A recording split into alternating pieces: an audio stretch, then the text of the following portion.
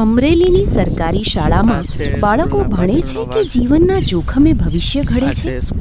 આમ આદમી પાર્ટીના પ્રદેશ સંગઠન મંત્રી નિકુંજ સાવલિયાની હનુમાનપરા પ્રાથમિક શાળાની મુલાકાત દરમિયાન શાળાની જર્જરિત હાલત સામે આવી હોવાનો આક્ષેપ કરવામાં આવ્યો છે.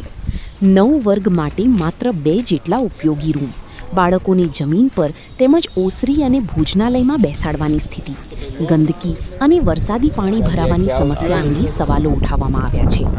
સૌથી ગંભીર આક્ષેપ શાળાના દરવાજા અને રેલિંગ સહિતના ભાગોમાં વીજ પ્રવાહ ઉતરતો હોવાનો છે. યોગ્ય કમ્પાઉન્ડ વોલ અને ગેટના અભાવે પણ બાળકોની સુરક્ષા સામે સવાલો ઊભા થયા છે. એએપીએ સરકાર સામે આકરા સવાલો ઉઠાવી હનુમાનપરા શાળાની તાત્કાલિક તપાસ કરી બાળકોની સુરક્ષા સાથે જોડાયેલી ખામીઓનું યુદ્ધના ધોરણે નિરાકરણ કરવાની માંગ કરી છે. સાથે જ સવાલ કર્યો છે કે મોટા કાર્યક્રમો માટે કરોડોનું આયોજન થઈ શકે છે, તો સરકારી શાળાના બાળકોને સુરક્ષિત વર્ગખંડ અને મૂળભૂત સુવિધાઓ ક્યારે મળશે? રિપોર્ટર મૌલિક દોશી, અમરેલી.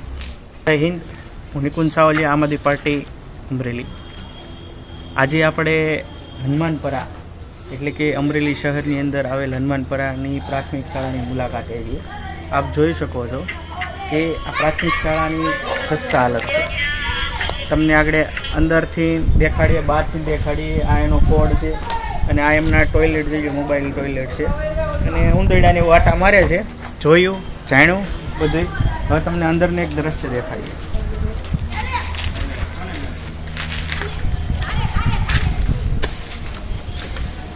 અંદરનું એક દ્રશ્ય દેખાડીએ. આ પ્રિન્સિપલ મેડમની ઓફિસ છે. તો અહીંયા આવો.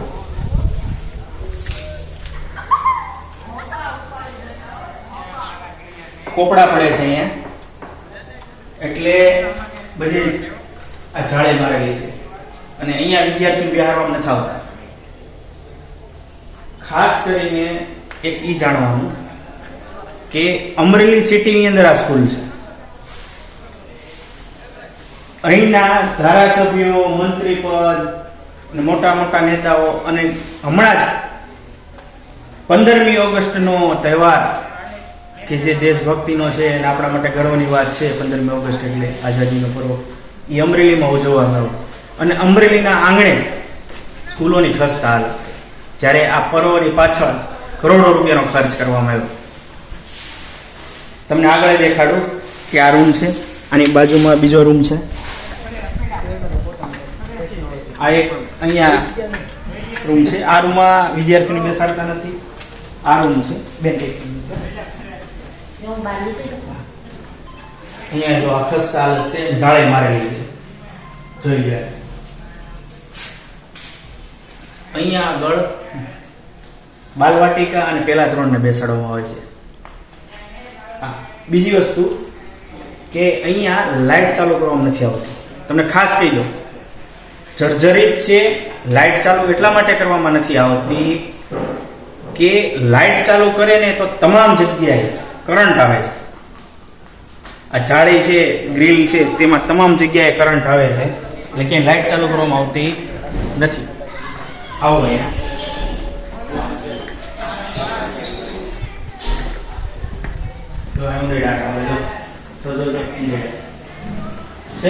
કેવડા છે, આવડા ઉંદરડા છે. જો કેવડો છે ઉંદરડો, દેખાય છે? જો આમાં ઉંદરડા આટા મારે. જો આ ભોજનાલય છે.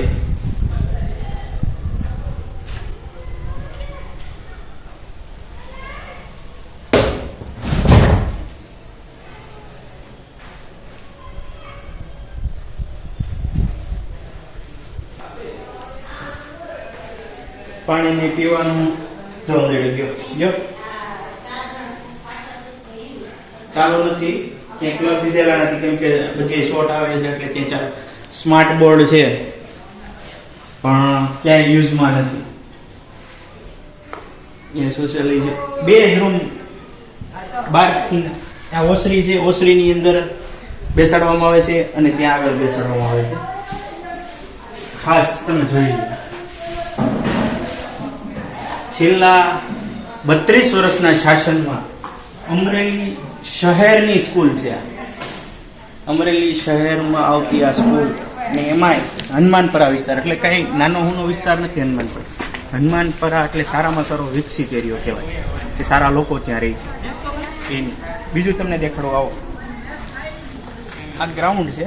ગ્રાઉન્ડમાં બોર્ડર નથી મારેલી, અમે પારિવારિક રહી છે બધા, બોર્ડર નથી મારેલી ક્યાંય. તમે જોઈ લો, અહીંયા જોઈ લો.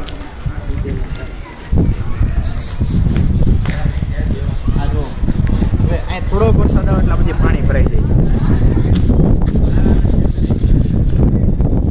આવો છે આ જાહેર શૌચાલય જેવું કામ છે, જોઈ લો. આ જો અહીંયા લોકો ભણે આ બારી બાયણા, કેમ કે લાઇટ ચાલુ થતી નથી, કંઈ થતું ન હોય તો બારી બાયણા ખોલે અંજવાળા માટે. હવે તમે જોઈ લો આ કેટલી ગંદકી છે. અને અહીંયા જાહેરમાં ઓપન ટોયલેટ જોઈ લો. આમાં બાળકો કરે તો બાળકોની સેફટી ક્યાં? ખુલ્લામાં આપણી બેન દીકરીઓ ઝાંઝરું જાય.